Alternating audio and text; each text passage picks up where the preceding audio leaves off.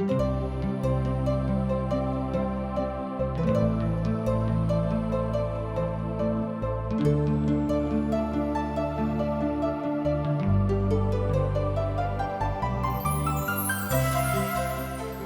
कहै छथि कि पापक मजूरी तऽ मृत्यु अछि, मुदा परमेश्वर के वचन हमरा प्रभु यीशु मसीह में अनंत जीवन अछि।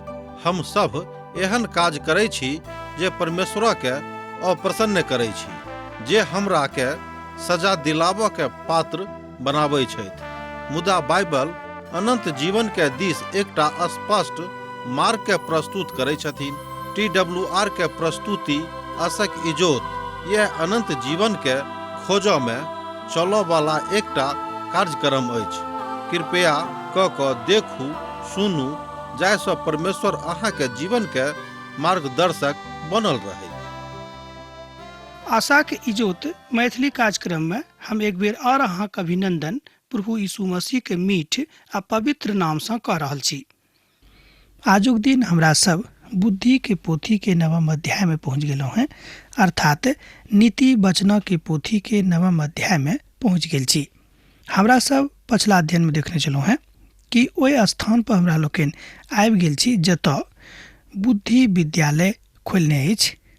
युवा लोक ओहि विद्यालय से प्रवेशिका पास कऽ लेने छथि जे बुद्धि के विद्यालय छल। अब हमरा सब एहि सबटा बातक लेल प्रभुक धन्यवादी छी, कारण अछि कि वो हमरा सबके बुद्धि के विद्यालय से प्रवेशिका पास करा देने छथिन। अब हमरा सब विद्यालय से अब महाविद्यालय के दिस जायब, जतऽ के घंटी अब बजऽ पर अछि, अर्थात ओतऽ जाकऽ हमरा सब गोटे के अपन अपन नामांकन करेबाक अछि। एकर अर्थ यह भेलै कि प्रभु चाहे छथि कि अहाँ अपन बुद्धि में जे बुद्धि हम अहाँ के देलहुँ हैं, अहाँ हमर ज्ञान में जे हम अहाँ के देलहुँ हैं, शनै शनै बढ़ैत जाऊँ, शनै शनै मजबूत भेल जाऊँ। यह काज हमरा सब गोटे के करक अछि। प्रभु यीशु मसीह आह्वान कऽ रहल छथि कि अहाँ सब अब प्रवेशिका पास कऽ गेलहुँ हैं, अब अहाँ सब बुद्धि के महाविद्यालय में स्वयं का नामांकन करेबाक लेल, भर्ती करेबाक लेल तैयार भऽ जाऊँ। बुद्धि अपन घर बनौलथि आर ओकर सातों खाम गढ़ल गेल अछि। ओ अपन पशु वध कऽ कऽ अपन दाख मधु में मसाला मिलौने छथि और अपन मेज लगौने अछि। एहि तरह हमरा लोकनि एहिठाम देखैत छी कि परमेश्वर बता रहल छथि कि ई सबटा बात से अहाँ सावधान रहब, किएक तऽ अहाँ के बर्बाद करेबाक लेल शैतान अपन अपन युक्ति लगा कऽ ठाढ़ अछि। किएक तऽ अब अहाँ युवा भऽ गेलहुँ हैं, अहाँ प्रवेशिका पास कऽ गेल छी, अब अहाँ महाविद्यालय में आबि गेल छी, तहन और बेसी सावधान रहबाक अछि। ओ अपन सुख विलासक दिस अहाँके लऽ जाइत, ओ अपन झकझकौआ के अहाँके देखाइत, ओ अहाँके नगरी के ऊंच द्वार पर चढ़ि कऽ अहाँके बतायत कि देखियो ई अहीं के भऽ जायत। आ जे सोझ गप ओ करत ओ ई थिक कि अहाँके समस्त रूप में सत्यानाश करबाक लेल ओ तैयार अछि। तहन अहाँके ओतऽ नहि जेबाक अछि, किएक तऽ अब अहाँ परमेश्वर के महाविद्यालय के एकटा छात्र बनि गेलहुँ हैं। अहाँ हमर रोटी के खाऊं और हमर मसाला के मिला वाला दाख मधु के पीऊ, किएक कि ओ अहाँ से कहत कि ई काज अहाँके करबाक अछि, मुदा नहि तऽ अहाँके हुनक रोटी के खयबाक अछि आ नहि हुनक मसाला के मिलावल दाख मधु के पीबाक अछि। एहिठाम कुसंगति के विषय में परमेश्वर के पवित्र वचन अहाँ से बा हमरा से आह्वान कऽ रहल अछि। विशेष कऽ कऽ युवा पीढ़ी से हम आह्वान करैत छियनि कि एहि तरह के कुसंगति में नहीं पड़ब जे अहाँ के कोनो ने कोनो तरह के अमल के आदत दिया दैत अछि, जाहिसँ अहाँ के बुद्धि भ्रष्ट भऽ जाइत अछि। बुद्धि अपन बड़का अर्थात बुद्धि अपन बड़का बाड़ी के बनौने अछि। ई बुद्धि के महाविद्यालय अछि। ध्यान दियौक, 7टा खाम अछि आ ओ सातो खाम पूर्णता के द्योतक अछि। विद्यालय पूर्ण शिक्षा दैत अछि, स्नातक सँ लऽ कऽ स्नातकोत्तर धरि और ओतऽ सँ लऽ कऽ PhD धरि। ठीक अर्थात जतेक उच्चतर शिक्षाक दिस अहाँ बढ़ैत जाउँ प्रभुके यह इच्छा छनि, आवश्यकता अछि जे अहाँ किछु लोकक चिन्ह कऽ ओतऽ गेलहुँ हैं बा अपन प्रभुके यीशु मसीहके चिन्ह कऽ ओहिमे प्रवेश लेलहुँ हैं। जे कहैत छथि जे प्रभु यीशु मसीह अपन सबटा शिष्यक अनपढ़े चुनने छलखिन। एक गोटे एहिठाम आबि कऽ कहैत छथि कि यौ अहाँ तऽ कहैत छी कि हमरा सबके परमेश्वरक महाविद्यालयमे सम्मिलित होबाक अछि, मुदा हुनक तऽ सबटा शिष्य लगभग अनपढ़े रहनि। शिक्षाविद जौं हाथी बा जौं हाथी कहूँ हैं तऽ एहि बातक अहाँ बड्ड नीक रीतिसँ विश्लेषित कऽ कऽ देख सकैत छी कि स्पष्ट रूपमे प्रभुक महाज्ञान जे पवित्र पोथी बाइबिलक अध्ययनसँ हमरा सब गोटेके प्राप्त होइत अछि वएह परमेश्वरक महाविद्यालय अछि। आ एहिमे प्रवेश कऽ कऽ एहिमे भर्ती भऽ कऽ अहाँ पैघसँ पैघ काज कऽ सकलहुँ हैं आ संसारके महानसँ महान अपराधक अपन प्रभु यीशु मसीहमे आबि कऽ क्षमा कऽ सकलहुँ हैं। अहाँके हृदय प्रभु यीशु मसीहमे अयलाके बाद नम्र भऽ जायत, अहाँके घमण्ड खत्म भऽ जायत, किएक तऽ प्रभु यीशु मसीह चाहैत छथि कि अहाँ अब अनर्थकारी नहि, मुदा अहाँ अब अपन लोकक लेल प्रार्थना करयवला बनू, अपन लोकक सजा दियवला नहि, मुदा अपन लोकक सजाके हटाबैवला बनू।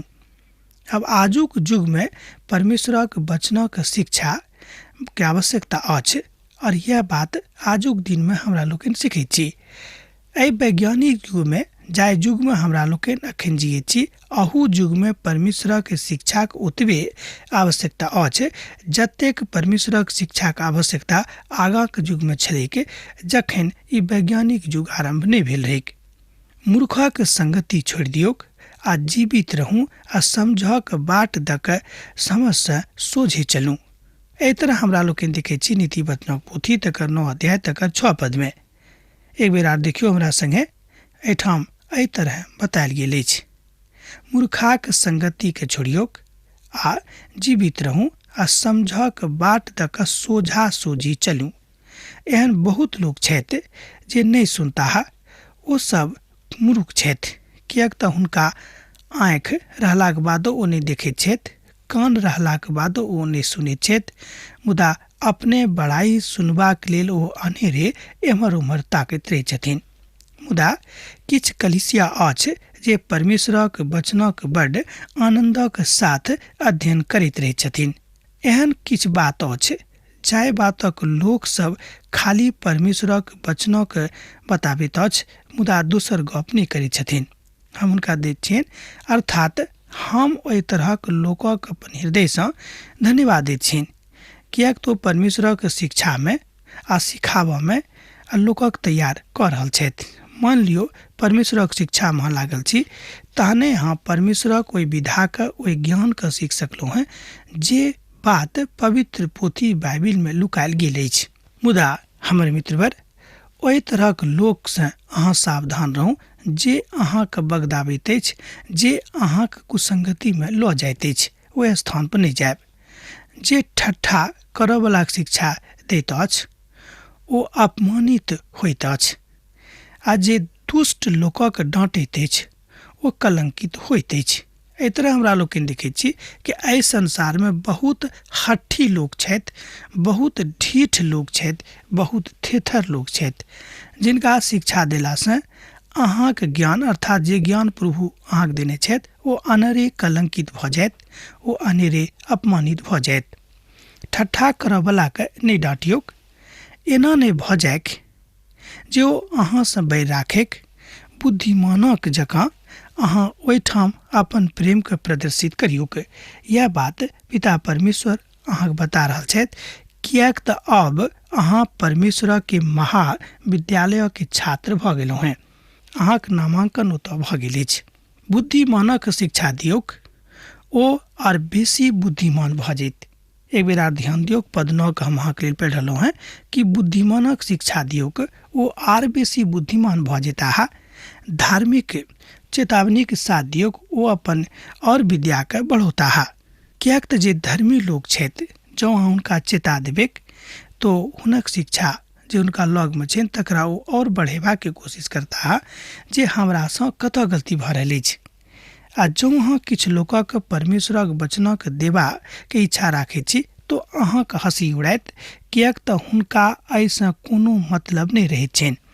हुनका एहि संसारक सुख, एहि संसारक विधा, एहि संसारक चकचकौआ, एहि संसारक झकझकौआ, एहि संसारक चकाचौंध बात हुनका बड्ड नीक लागैत छनि। एहन बहुत लोक छथि जे बड्ड खाली ठहरैत छथि, मुदा हुनका एहि बन्धनमे अर्थात परमेश्वरक शिक्षाक बन्धनमे स्वयंके बन्हबाक कोनो परिस्थिति नहि बनैत छनि। ओ परमेश्वरक वचनक अस्वीकार कऽ दैत छथि। हमरा सभक युगमे विशेष कऽ कऽ युवा पीढ़ीमे एहि तरहक मानसिकता राखयवला लोक बहुत छथि। तहन हुनका दुख नहि लगाबैत छनि। दुखी माता पिता सेहो कने छथि, किएक तऽ ओ हुनका परमेश्वरक भयमे भक्तिमे नहि बढ़ौलखिन। दोसर गप, शैतान हुनका जिंदगीमे ततेक तीव्रताके साथ, गंभीरताके साथ, धूर्तताके साथ काज कऽ रहल अछि कि ओ स्वयं नहि बुझि रहल छथि कि ओ कतऽ ठाढ़ छथिन। तैँ ओ अस्वीकार करैत छथि परमेश्वरक शिक्षाके। तहन हम अहाँके इएह कहब कि जँ अहाँ अपन जिंदगीके सम्मान दिअ चाहैत छी तऽ प्रभुके शिक्षाके अहाँके सम्मानित करऽ पड़त, अहाँके आदर करऽ पड़त। तहन प्रभुके नजरीमे अहूँ सम्मानीय मनुष्य बनि जायब। मुदा खतरनाक बात की अछि कि हमरा सब ई बात करबाक लेल तैयार नहि होइत छी। पवित्र वचनक मनन किछु अनुभूतिके निरर्थक बात बतायल जा सकैत छै, किएक तऽ बहुत लोग कहैत छथि कि बेकार ई पढ़लासँ, ई सुनलासँ की फायदा। ई बात कतयसँ अहाँके मनमे आबैत अछि, ई बात अहाँके मनमे शैतानक दिससँ आबैत अछि आ ओ अहाँके बहका कऽ अहाँके पवित्रताके जिन्दगीसँ, अहाँके बढ़ोतरीके जिन्दगीसँ रोकि दैत छथि। बाइबिलक अध्ययनमे सार्थकता यह शामिल अछि कि जँ अहाँ पवित्र पोथी बाइबिलक अध्ययनमे लागल छी तऽ अहाँके अनुभूति भेल हैत कि अहाँ कतेक प्रशांत, कतेक शांत भऽ गेलहुँ हैं। ई शांति दियवला परमेश्वर, शांतिके राजकुमार यीशु मसीह छथि, जे अहाँके आह्वान कऽ रहल छथि कि यौ युवा पीढ़ीके लोकसभ, यौ हमर धियापुता सब जे अहाँ एखन जवान छी, हमर महाविद्यालयमे जे बुद्धिके महाविद्यालय अछि एहिमे सम्मिलित भऽ जाउ। हमरा सब एखन परमेश्वरक महाविद्यालयमे सम्मिलित छी आ शिक्षा प्राप्त कऽ रहल छी। यहोवाके भय माननाइ बुद्धिके आरम्भ अछि आर परम पवित्र परमेश्वरक जाननाइ समझ अछि। यह बुद्धियारी अछि। नीति वचनक पोथी 9 अध्याय तकर 10 पद। एहिठाम किछु बड्ड रुचिकर अछि।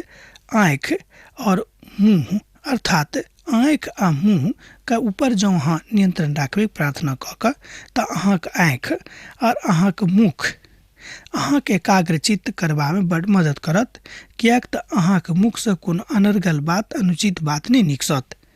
अर्थात जे प्रभुके ज्ञान अछि तकरेमे अहाँ चढ़ि कऽ आ तकरेमे अहाँ बुझि कऽ एहि बातक अनुभूति कऽ सकलहुँ हैं।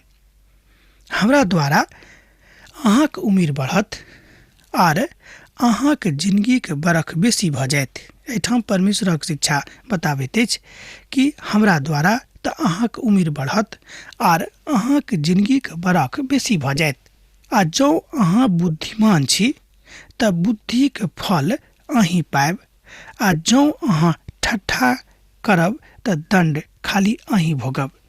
नीति वचनक पोथी 9 अध्याय 11 पद आ 12 पद। आ जँ अहाँ बुद्धियार छी तऽ तैयारीमे लागि जायब, किएक तऽ परमेश्वरक आत्मा अहाँके आह्वान कऽ रहल अछि, अहाँके जिंदगीमे प्रयासरत अछि।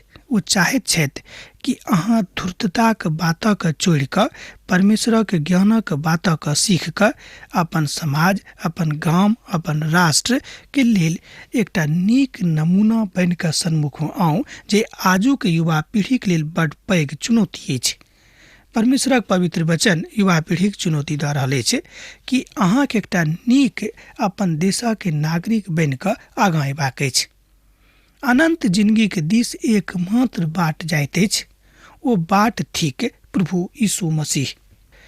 खूब नीकसँ सुनियौ, खूब नीकसँ ध्यान दियौक। अनंत जिंदगीके दिस जे एकटा मात्र बाट जाइत अछि, ओ बाट थिक प्रभु यीशु मसीह। आ प्रभु यीशु मसीह ओही सबटा बातक प्रशस्त कऽ देने छथि जे उचित अछि।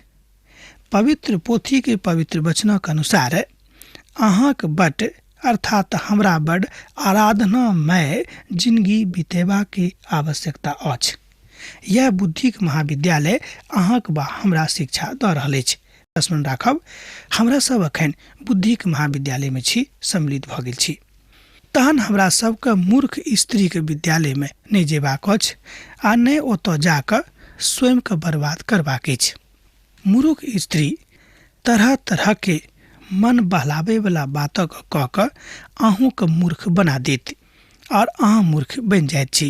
एहि तरह के बात विशेष कऽ कऽ युवा अवस्था में, जवानी में लोकक जिंदगी में भऽ जाइत छनि। अहाँ जानै छी जे मूर्ख लोक विद्यालय सेहो जाइत अछि, मुदा हुनका एहि विद्यालय में आबि कऽ कोनो फायदा नहि भेटैत छनि। ओ खाली प्रांगण में घूमैत छथि और ओहिठाम से विद्यालय के अवलोकन कऽ कऽ घुरि जाइत छथि। एहि तरहक लोकक कमी नहि अछि। हमर विचार में एहि तरहक अनुभव अहूँ के हैत कि जँ अहाँ बुधियार नहीं छी, पढ़ल लिखल नहीं छी, तऽ जरूर महाविद्यालय के प्रांगण में घुरल होयब आ घुरि कऽ ओहिठाम से गेल होयब। एहिसँ तऽ विशेष कोनो अहाँक फायदा नहीं भेटल हैत। मात्र अहाँ एतबे बाजि सकलहुँ हैं कि हाँ, हम महाविद्यालय गेल छलहुँ हैं, खूब नीक अछि, बड़का टा मुकाम अछि, मुदा एहिसँ तऽ अहाँके कोनो आत्मिक लाभ वा हार्दिक लाभ वा सांसारिक लाभ वा आर्थिक लाभ नहीं भेल हैत। वो अपन घरक द्वार में और नगरी के ऊंच स्थान में मचिया पर बैस कऽ, एहिठाम हमरा लोकनि देखैत छी कि ओ अपन नगरी के द्वार में आ घरक द्वार में आर एहन उच्च स्थान पर मचिया पर बैसल अछि। एहि तरह हमरा लोकनि देखैत छी कि जे बुद्धि के द्वार अछि, जे बुद्धि के द्वार प्रभु यीशु मसीह छथि, ओ अहाँके लेल खुजल अछि। आ जे द्वार बुद्धिक नहीं अछि, से द्वार अहाँके अपना दिस आकर्षित करबाक लेल तरह तरह के प्रयास कऽ रहल अछि। बचि कऽ रहब, ओहिमे फंसब नहीं। एही तरह हमरो लोगों के एहि विद्यालय में बचि कऽ रहबाक अछि। एहि महाविद्यालय में बहुत बचि कऽ रहि कऽ पढ़बाक अछि। आ जे केओ भोला अछि, ओ घुरि कऽ एहिठाम आयल, आ जे निर्बुद्धि अछि, ओकरासँ ओ कहैत अछि चोरी के पानी मीठ होइत अछि। आ एहि तरह हमरा लोकनि देखैत छी जे बहुत लोक चोरी कऽ कऽ जँ किछु आनैत छथि, जँ किछु पाबैत छथि, हुनका बड्ड मीठ लागैत छनि, किएक तऽ हुनक मानसिकताके शैतान पूर्ण रीतिसँ बर्बाद कऽ चुकने अछि। ध्यान देब, अहाँ पूर्ण रीतिसँ स्वयंके बर्बाद नहीं करियौक। प्रभु चाहैत छथि कि अहाँ सम्हरि कऽ रहू और पूर्ण रीतिसँ अहाँ पवित्र बनि कऽ अपन सृष्टिकर्ता, अपन उद्धारकर्ता, अपन यीशुके संगति में रहियोक आ हुनक संगतिया बनि कऽ अपन जिंदगीके बिताबियोक। नीति वचनक पोथी तकर 9 अध्याय 16 पद से लऽ कऽ 18 पद में अहाँ एहि बातक सत्यापन कऽ सकैत छी। और ओ नहीं जानैत अछि जे ओतऽ मुअल पड़ल अछि और ओहि स्त्री के जे नेताधारी अधलोकक पहचान स्थान में पहुँचल छथि। एहि तरह हमरा लोकनि देखैत छी कि जे नेह एहन स्त्रीसँ लगाबैत छथि, जे एहि तरहक स्त्रीसँ नेह लगा कऽ स्वयं कऽ एम्हर उम्हर करैत अछि, हुनकासँ एहि तरहक पहचान भऽ जाइत छनि और ओ अपन जिंदगीके पूर्ण रीतिसँ बर्बाद कऽ लैत छथि। तथाकथित बुद्धियार लोक, ध्यान देब, तथाकथित बुद्धियार लोक एहि संसार में बहुत छथि और ओ बड़ तकलीफ में आबि कऽ अपन दुखक अंत देखैत छथि। एक महान लेखक एही तरहक अनुभव पर अपन पोथी में लिखने छथि। हुनका लग सब किछु रहनि, नाम, टाका, प्रसिद्धि सब किछु रहनि, खूब धनिक छलाह, मुदा जहन हुनक जिंदगी के अंतिम काल आबि गेलनि तऽ हुनका जिंदगी में शांति नहीं रहनि। ओ अपन एकटा साथी के बजौलथि कि यौ, हम अहाँके अपना लग बजा रहलहुँ हैं। ओ हुनक नीक साथी छलाह, हुनका लग आबि गेलखिन। ओ कहलखिन कि कहियो हम अहाँके शांतिके लेल की कऽ सकैत छी, किएक तऽ अहाँ अपन इच्छा व्यक्त कयलहुँ हैं कि अब हमर काल भऽ गेल, एहिठामसँ विदा होइके हमरा लगैए कि अब हम एहि संसारमे बेसी दिन नहीं जियब, हमर काल बड कम भऽ गेल अछि। तरुणक साथी कहलखिन कि अहाँ कहियो कि अब हम अहाँके लेल की कऽ सकैत छी। वो कहलखिन कि शांति प्राप्त करबाक लेल अहाँ तऽ बहुत पोथी लिखने छी, कहूँ ओहिमे से कोन भाग के कोन प्रभाग के पढ़ि कऽ हम अहाँके सुनाबी। तनु लेखक कहलखिन कि यौ, हम तो सच में बहुत पोथी लिखलहुँ हैं, लेकिन हमर पोथी से हमरा कहियो शांति नहीं भेटल अछि। हम अहाँसँ निवेदन कऽ रहल छी, प्रभु यीशु मसीह पोथी अर्थात पवित्र पोथी बाइबिल से किछ बात पढ़ि कऽ हमरा सुनाउ, कियाक तऽ हम प्रभुक महाविद्यालय में अपन जिंदगी के अंतिम घड़ी में अंतिम सांसक काल में सम्मिलित हुआ चाहैत छी। कियाक तऽ यह पोथी मात्र अछि जे हमरा शांति दऽ सकैत छै। एहि तरह हमरा लोकनि देखैत छी कि परमेश्वर हुनका शांति दिलेन आ अंतिम काल में शांत भऽ कऽ खूब शांत भऽ कऽ एहि संसार से विदा भेलाह।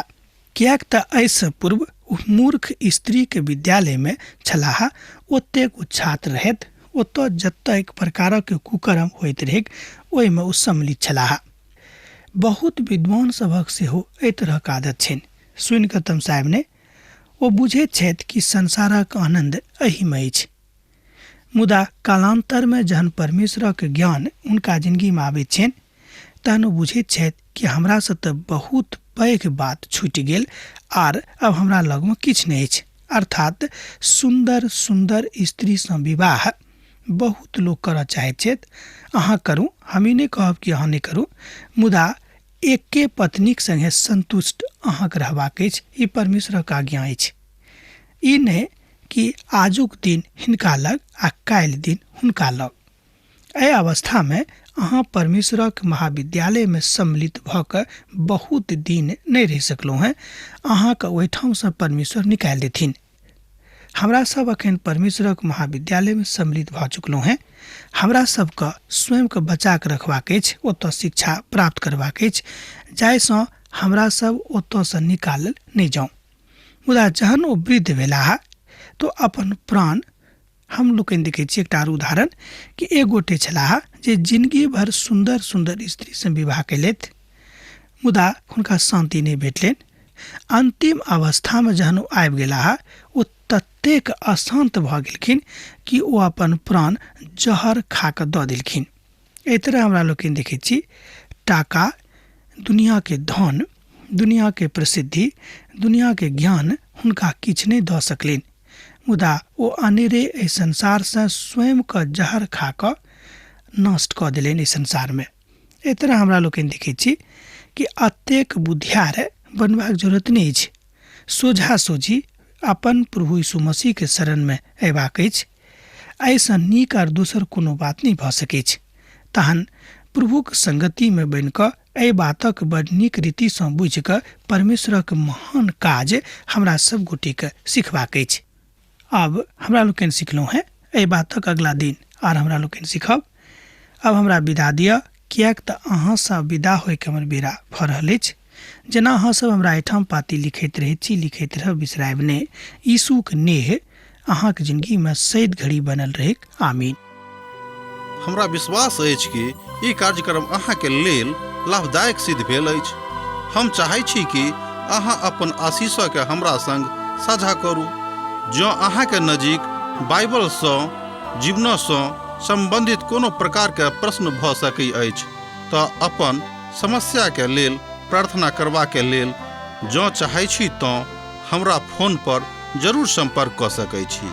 परमेश्वर अहाँ सबके एकटा सुखद आनंदित दिन प्रदान करैक।